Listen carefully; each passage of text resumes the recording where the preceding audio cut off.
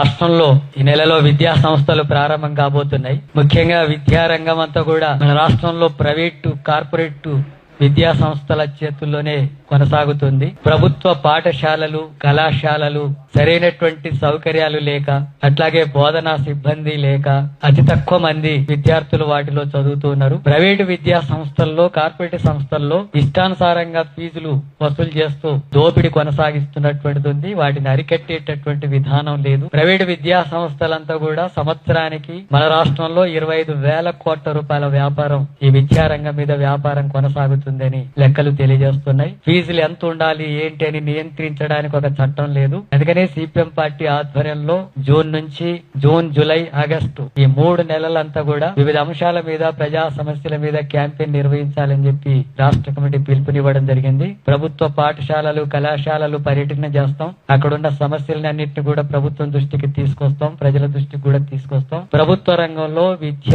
ప్రోత్సహించాలా, teacher పోస్టులు గాని, college lecturer పోస్టులు అన్నిటి కూడా నియామకాలు చేపట్టాలా, సౌకర్యాలు మెరుగుపరచాలి. ఆ రకంగా ప్రభుత్వ రంగంలో విద్యను ప్రోత్సహిస్తూ ప్రైవేట్ రంగంలో విద్యను ప్రోత్సహించకుండా ప్రభుత్వం అరికట్టడానికి తగిన చర్యలు తీసుకోవాలా. అట్లాగే ఫీజు నియంత్రణ చట్టం ఒకటి తీసుకురావాలని చెప్పి డిమాండ్ చేస్తూ విద్యా రంగం మీద క్యాంపెయిన్ చేయబోతున్నాం. అలాగే వైద్య రంగానికి సంబంధించి వైద్య రంగంలో కూడా ప్రభుత్వ హాస్పిటల్స్ అన్నిట్లో కూడా డాక్టర్స్ కొరత, మందుల కొరత, సౌకర్యాలు లేవు. పేద ప్రజలు ప్రాణాలు వారి చేతుల్లో పెట్టుకుని ప్రభుత్వ హాస్పిటల్స్ కు వస్తుంటే అక్కడ తగినటువంటి వైద్యం అందక ఇబ్బందులు పడుతున్నారు, ప్రాణాలు కోల్పోతున్నారు. ముఖ్యంగా ఆదివాసీ ప్రాంతాలు తీవ్రమైనటువంటి ఇబ్బందులకు గురవుతున్నారు. ప్రైవేట్ హాస్పిటల్స్ పోతే, ముఖ్యంగా కార్పొరేట్ హాస్పిటల్స్ విపరీతమైనటువంటి ఫీజులతో దోపిడీ కొనసాగిస్తున్నటువంటిది ఉంది. వీటిని అరికట్టేటటువంటి పరిస్థితి లేదు. అందుకని విద్యా రంగంతో పాటు వైద్య రంగంలో కూడా ఫీజుల నియంత్రణ చట్టం తీసుకురావాలని చెప్పి మేము డిమాండ్ చేస్తున్నాం. అందుకని వైద్య రంగంలో ప్రభుత్వ వైద్య రంగాన్ని మెరుగుపరచాలా, ఖాళీ పోస్టులన్నీ భర్తీ చేయాలా.